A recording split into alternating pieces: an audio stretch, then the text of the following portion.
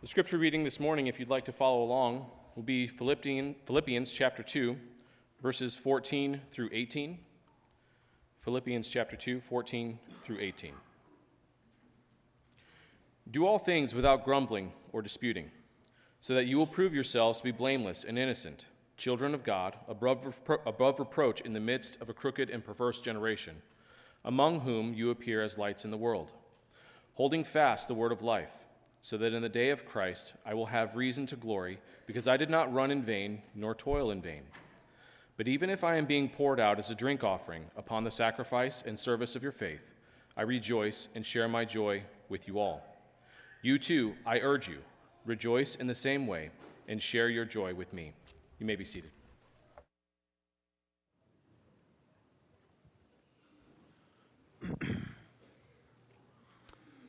As we focus on the idea of rest, I wanted to start with that passage. In the language in that passage, Paul is writing to the church in the ancient city of Philippi, and he talks about this idea of being poured out like a drink offering on what he called the sacrifice and service coming from your faith. He's pouring himself out. This is all of the churches that we're reading about, Christianity is a new religion as we read about it in the New Testament. Obviously, this is a kind of a young congregation of believers, and there's a lot of pouring out and preaching and teaching and encouraging and evangelism and training. And he says, listen, I want you to know that I rejoice in all of that. And while it is a privilege to serve, and in all of the pouring out, in all of the sacrifice that you invest in service to other people in their faith, I think you can say, along with the Apostle Paul, I rejoice in that. I am glad for the privilege, but I want you to understand that there's a vulnerability of always pouring yourself out and never allowing time to let God refill an empty cup. I think about even this morning, those who are teaching children's classes and all of the work that goes into getting ready, and then being in there with a class full of children. There's a lot of pouring out. I think obviously about our elders and all of the responsibilities that they have as shepherding the congregation, knowing members, knowing about your burdens and the difficulties that are going on in your life, and there's a lot of pouring out that goes in to that ministry. I think about people that host like our fall festival and having not just a few families, but inviting all of the families to come and enjoy their home and their property. There's a lot of pouring out and visitation and evangelism. And listen, all of that is good and it's a privilege. But I think you need to understand that there are also some things about pouring yourself out in service to others, physically, emotionally, spiritually. Sometimes if you're not careful, I think the adversary, and surely you've seen this happen. People that are so active in the work of the church, we think they're leaders, and then they start to have bad things happen in their life and in their faith. They start to make bad decisions, and sometimes they fall away and think, well, how did that happen? They became vulnerable from too much pouring out and not enough taking in.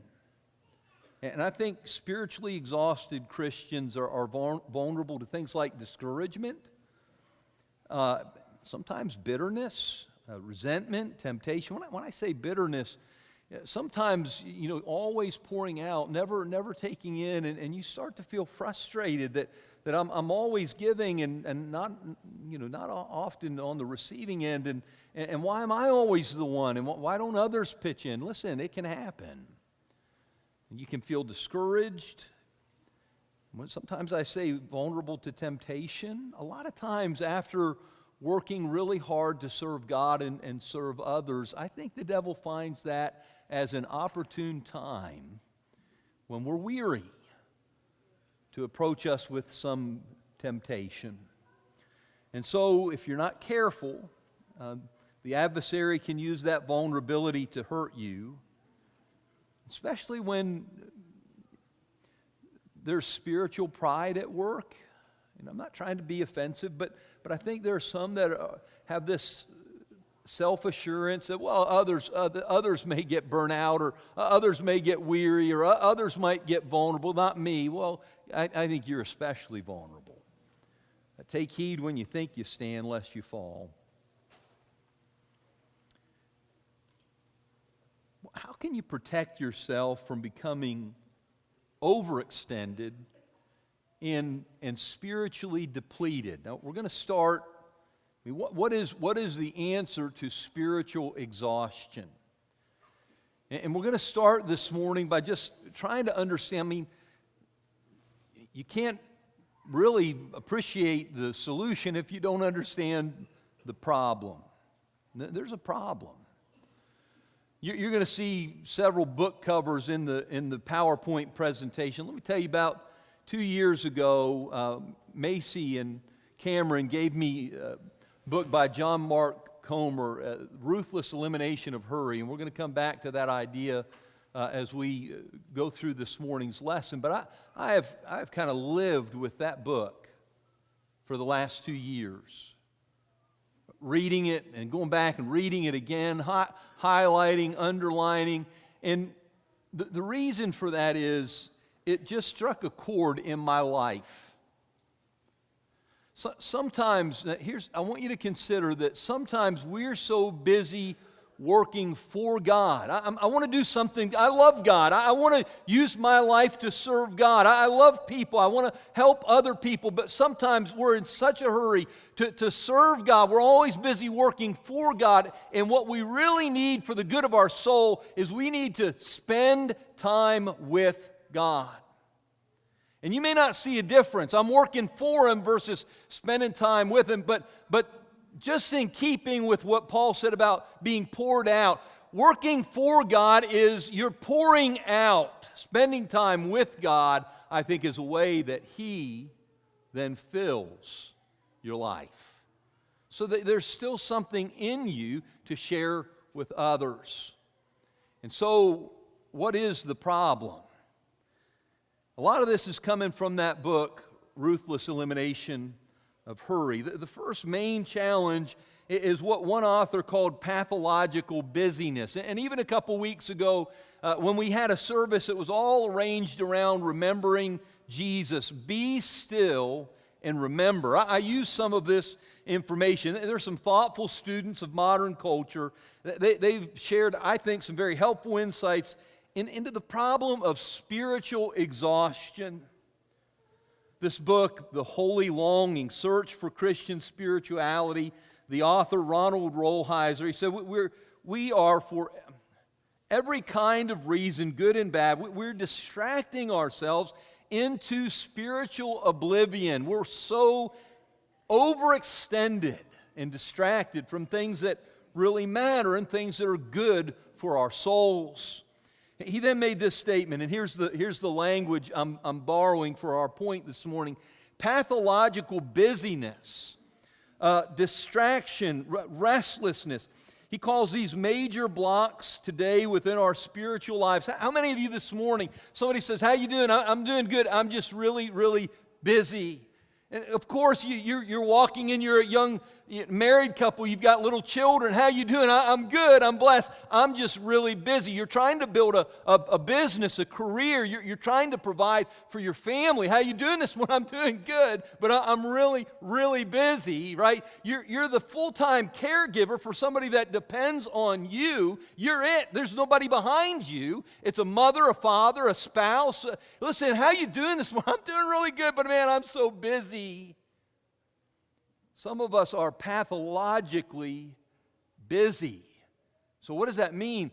So physically, emotionally, spiritually overextended that it's actually a spiritual disorder linked to being over busy, overextended. And we live in a world that demands that we maintain a pace that is not healthy.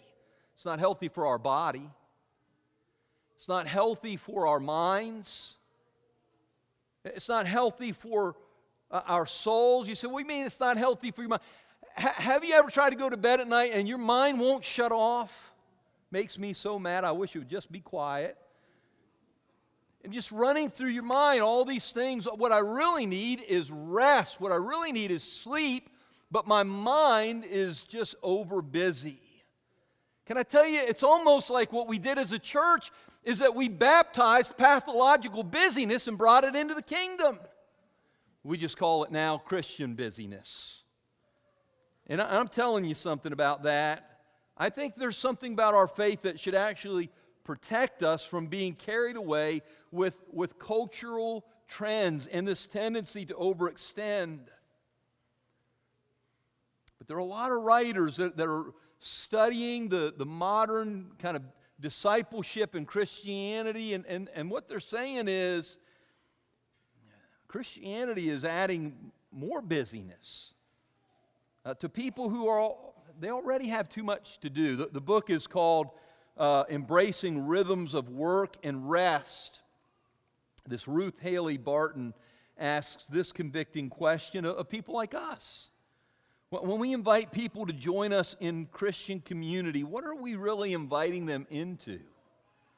A life of Christian busyness or a way of life that works?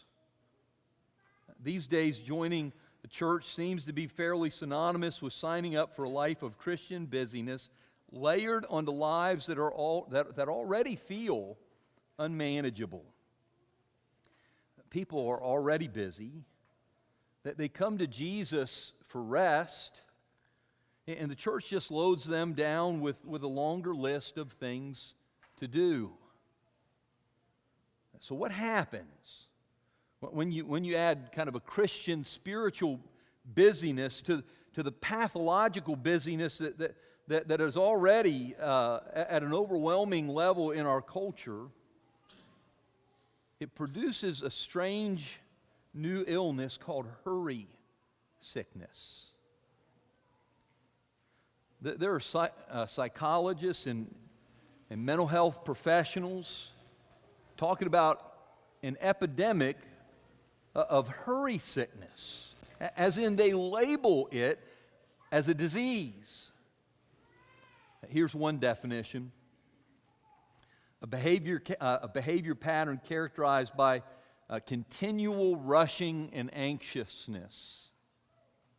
Some of you are wondering, do I have that? Well, I don't know. What was it like when you were trying to get your kids out of the house this morning? I mean, did you feel it then? What does it feel like when you're finishing work, but you've got 3 or 4 things to do before you come home?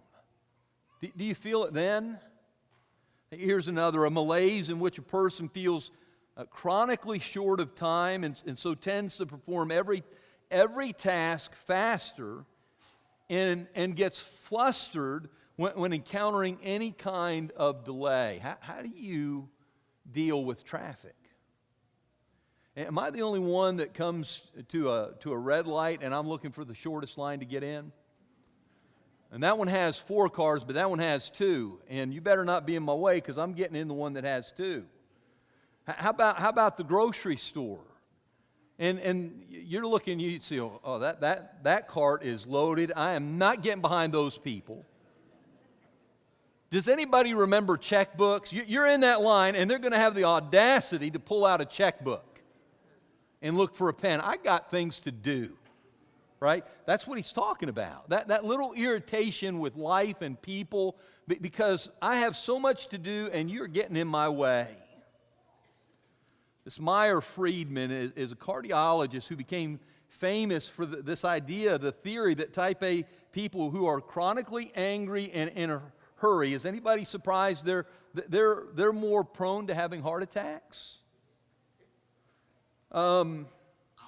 Here's his definition: a continuous struggle, an unremitting attempt to accomplish or achieve more and more things or participate in more and more events in less and less. I want to do more. I want to experience more, but I've got to cram it into less and less. I don't have, the more I do, the less time I have to do it all. This is one of the lines. I keep mentioning this John Mark Comer book. It just struck a chord with me. He said, emotionally, I live with an undercurrent of nonstop anxiety that rarely goes away. So what you have here is a pathological busyness. We're not exempt. It comes, Christian busyness, and then a kind of a hurry sickness that produces this nonstop anxiety. And can I just tell you, it's not about bad things or evil things. Part of it is just looking over the life of the church and realizing how many people need to hear the gospel, how many of our young people need to be taught and baptized, how many elderly people need visited and encouraged, how many marriages need strengthened before they break, how many of our members need to be restored, how many new Christians need to be fed and nurtured, how many weary people need to be encouraged. There's always so much, and if you're not careful, you start to live with this low-grade anxiety that just never, there's just so much to do, and there's no end to all of it. And listen, when you're too busy, and I've already said this, but it's not good for you physically, it's not good for you emotionally, and I know it's not good. Busyness is not conducive to a rich and vibrant spiritual life with God. And one author said that the danger isn't that we're going to renounce our faith. It's that we're going to become so distracted and rushed and preoccupied that we'll end up settling for a mediocre version of it, instead of really living to the depths of life with God. We're just skimming the surface. So if that's the problem, what's the solution? Well, we've got to accept the invitation. And when I say accept the invitation, I'm talking about a very specific invitation that Jesus extended to his disciples during a busy, hectic time in their ministry. It's Mark chapter 6, verses 30 and 31. Those verses tell us that the apostles gathered around Jesus and they reported him all that they had done and taught. They were really busy. They were doing and teaching. They were actively pouring themselves out. And then because so many people were coming and going that they didn't even have a chance to eat, he said to them, "Come with me by yourselves to a quiet place and get some rest." I really want you to hear that this morning. Because I think that there are a lot of good people, godly people, who are trying to follow in the footsteps of Jesus, who do not know that it's okay for you to rest. And Jesus is inviting you to do three things. I want you to notice each of these three things. He's inviting you, first of all, to retreat. And so we've got to understand the problem, and then we've got to accept this invitation. And the first thing he's saying is, would you come retreat for a little bit? They're so surrounded by people coming and going. They're so busy that they don't even have time to eat. Some of you, I guarantee you, there's some mothers here that are so many things to do that you come to a point in the day and you think, did I eat today? Everybody else is taken care of, but you haven't even had time to think about you. And Jesus said, wait a second. He's talking to the disciples. He said, listen, come with me by yourselves to a quiet place. They were so busy. That quiet place, after we spend time and energy serving other people, we need to spend a little time alone with Jesus. It's what he invited his disciples to do, and it's something that I think a lot of the people sitting here this morning are overextended, spiritually exhausted. When we talk about a retreat, a youth retreat, a couples retreat, the idea is to get away. When I go on vacation, but we don't go anywhere, staycation, right? I tend not to worship here because it's hard to come in this building and not see all of the people that we love and care about and to be needed and to want to serve and to want to help. And sometimes I think what Jesus is saying is you've got to remove yourself from the constant pressures on your time and energy and just spend a little time alone with Him. He's inviting us to retreat, and He's inviting us to rest. Come with me by yourselves to a quiet place. Would you listen now? And get some rest. Now, I know that there are people that sound... It sounds really good. Now, I don't know how you're going to build that into your overextended calendar, but just the invitation sounds good, doesn't it? I remember Dale Hartman, and I've used this a lot, and I've thought about it a lot, because he was talking to the boys at our preacher training camp, and he told them in one of his classes, the most spiritual thing a tired Christian can do is rest. And just a quick scan of the auditorium, not during the sermon this morning, by the way. But you know, sometimes we feel guilty for taking a nap. We feel guilty about maybe going to bed early or sleeping in a little bit late, finding some flex in our schedule where we can just unwind. A lot of us love the mercy or the compassion of Jesus. We love outside of Lazarus' tomb that Jesus wept. And because of our loss and because of our grief, that speaks to our heart. It speaks into our moment of need that Jesus wept.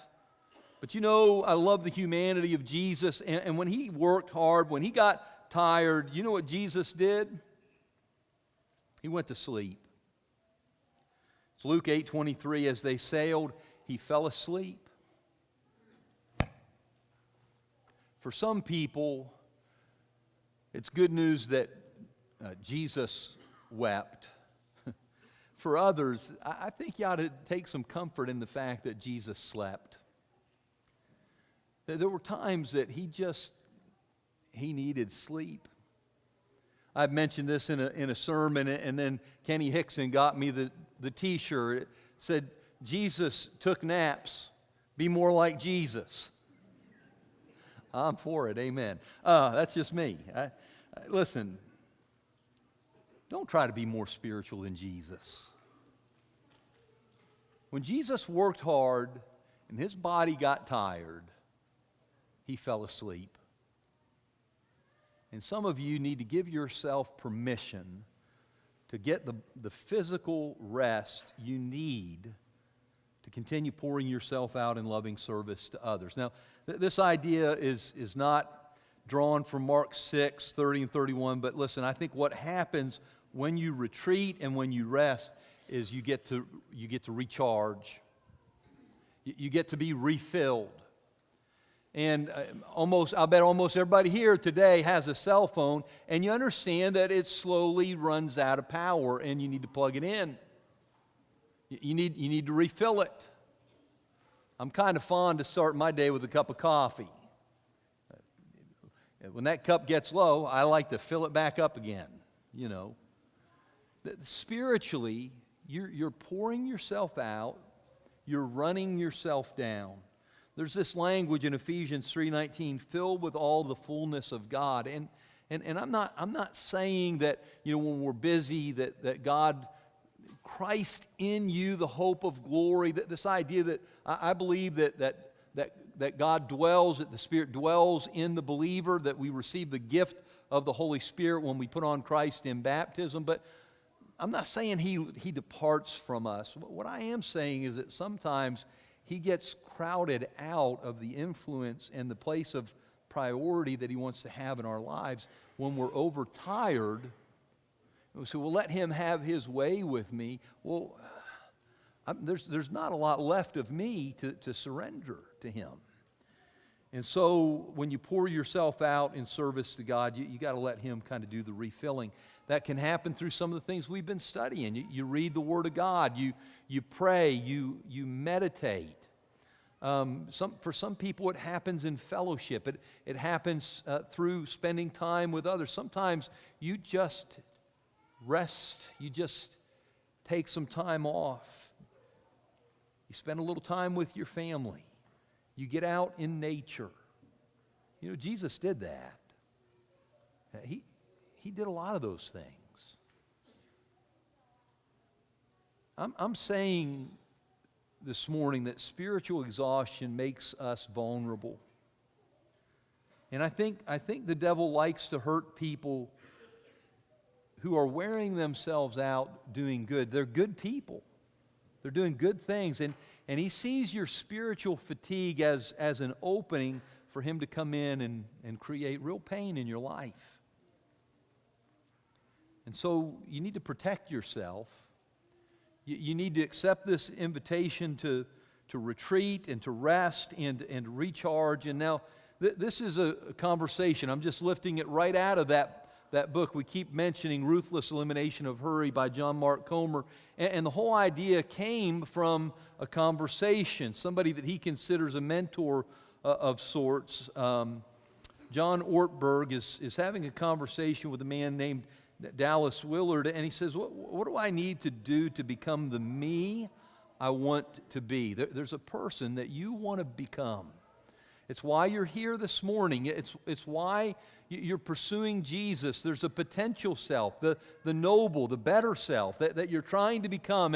And here's a man in ministry. He says, how do I become the me I want to be? And the response is, you must ruthlessly eliminate hurry from your life. See, a lot of people are moving at such a fast pace that they don't have time for God to come in and do the work that He wants to do. They won't sit still long enough for God to start really operating on their mind, on their heart, on their values.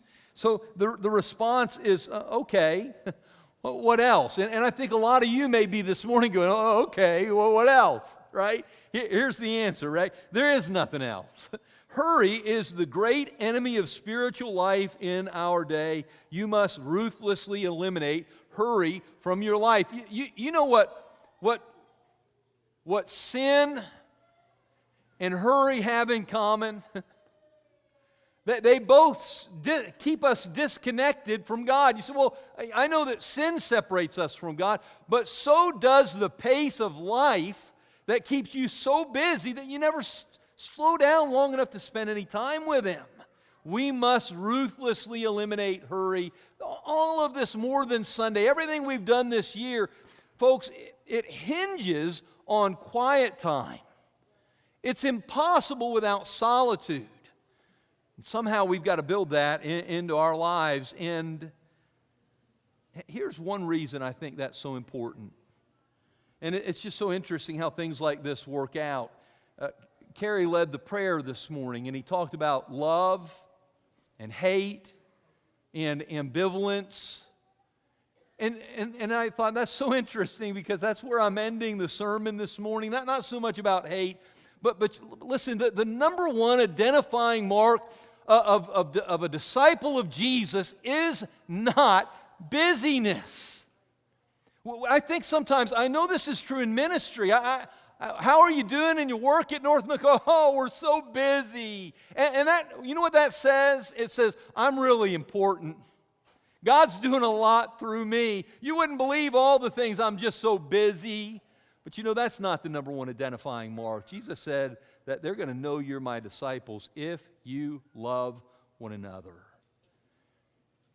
And what you're going to find out is people who are in a hurry sometimes don't have the time to be the loving people that God's called us all to be. I'm too busy for interruption to my work. Can I just tell you, we're all ministers. We're part of a great, priesthood of believers. I know the Bible says that, and we preach that, and I hope you believe it. Do you know in your busy life, When somebody interrupts your productivity, interruptions to my work. Well, as followers of Jesus, those interruptions to our work, in most cases, that is our work. You watch Jesus, and it seems all day long, every day, as he's doing one thing, somebody interrupts him and calls him away to something else. And somehow, he always has a lot to do, but he's never too busy to pay attention to little children, to people who are sick and crippled and blind and deaf